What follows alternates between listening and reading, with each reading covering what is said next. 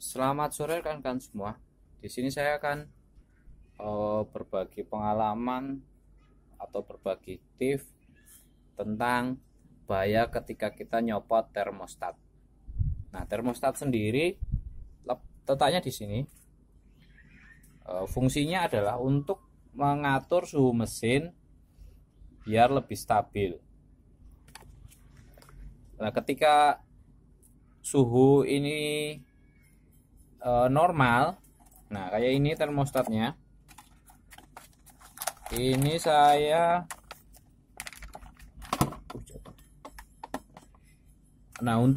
untuk harga termostat ini sendiri saya sudah pernah bikin videonya, nanti cek aja di rekomendasi atas. Dan untuk cara mengecek termostat itu sendiri saya juga pernah bikin videonya. Ini bentuknya termostat. Ini saya pakai contoh itu punya Toyota Kijang. Ini tertera 82 derajat. Kelihatan ya? Ini 82 derajat.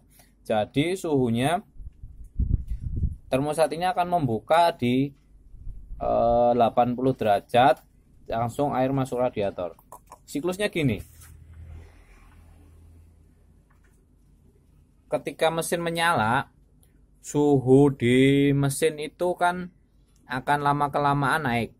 Nah, ketika lama-kelamaan naik, termostat ini sendiri akan nahan sebelum di titik 82 derajat tadi. Jadi ketika suhunya masih di bawah 82 derajat, air radiator itu masih di ruang mesin, terus di bypass ke sini, ya kan, balik lagi. Nah, ketika sudah mencapai 82 derajat, termostat akan membuka naik ke air radiator. Nah, bahayanya ketika kita nyopot termostat itu, pertama itu yang sering terjadi overheat. Kenapa overheat? Karena apalagi di tol dengan kecepatan tinggi, itu suhunya nggak bisa ditahan, dan ini dari panas ini langsung ke sini terus. Jadi radiator belum bisa dinginin si coolant, langsung putar balik gitu terus.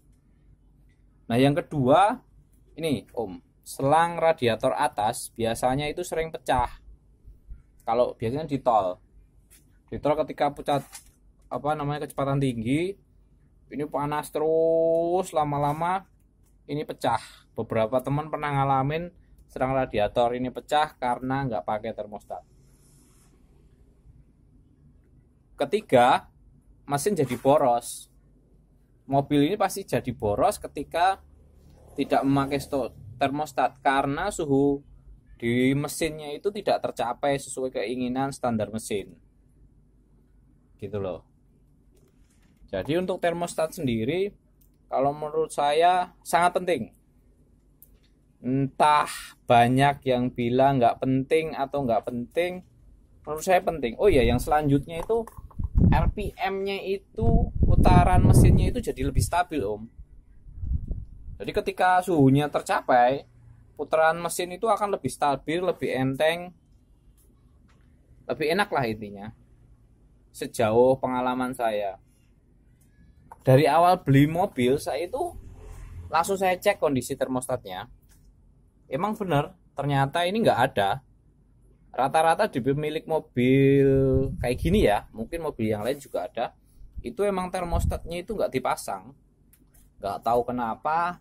Beberapa teman sih alasannya karena biar dingin, tapi sepengetahuan saya nggak juga sih, malah cenderung suhunya itu nggak stabil ketika kita nggak pakai termostat.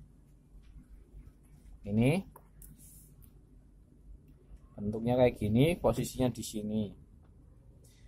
Untuk Kijang 5K biasanya itu ring sealnya ini nggak ada ya, Om ya. Tapi kalau Kijang 7K dan 7K kapsul ini ada ring karetnya ini. Itu jadi efek bahayanya yaitu tadi, Om, yang sudah saya jelaskan di atas. menurut saya penting dan jangan pernah dicopot dengan alasan apapun. Oh ya, bagi teman-teman yang punya pengalaman tentang ini, termostat ini, silahkan tulis di kolom komentar. Kita akan berbagi dengan rekan-rekan semua tentang pengalamannya pakai dan atau tidaknya termostat. Saya sih nggak menyarankan untuk rekan-rekan pakai atau gimana, cuma saya berbagi pengalaman saya aja. Dan banyak yang bilang itu mobil tua harusnya nggak pakai termostat gitu ya. Kalau menurut saya ya nggak juga sih. Ya semua harus pakai lah, ini standarnya mesin kok. Ini standarnya mesin aja pakai ya harus dipasang gitu loh. Ya Om ya. Kurang lebihnya itu efek buruknya ketika kita nyopot termostat. Apalagi ya, pokoknya intinya di pendinginan lah, boros terutama Om, ketika apalagi Toyota Kijang kayak gini, ketika nggak pakai termostat akan jadi lebih boros banget, putaran apa namanya di kurang stabil, terus panasnya malah cenderung naik turun. Yang sering terjadi yaitu tadi boros banget karena mesinnya dingin dan suhu di mesin itu tidak mencapai suhu keinginan mesin. Harusnya di 82 derajat baru air radiator naik, dia malah udah udah muter terus, jadi malah cenderung lebih boros. Ini untuk harga sekitar 75.000 Om, kemarin udah saya unboxing ya, dan tokonya ada di deskripsinya, silahkan dicek. Untuk cara mengetes ini masih berfungsi atau enggak, saya juga udah bikin videonya, silahkan nanti dicek ya.